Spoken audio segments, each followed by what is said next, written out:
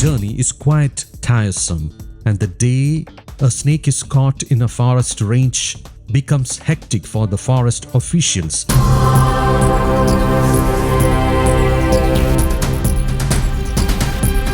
Oh, what a splendid location the officers have identified for the release. It is perfect for the snake during the summer. The first thing we are going to do is to wet this sack containing the king cobra.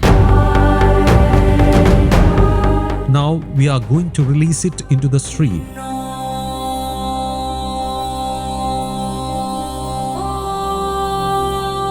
See the sort of relief the snake is experiencing. It is going gaga in the water.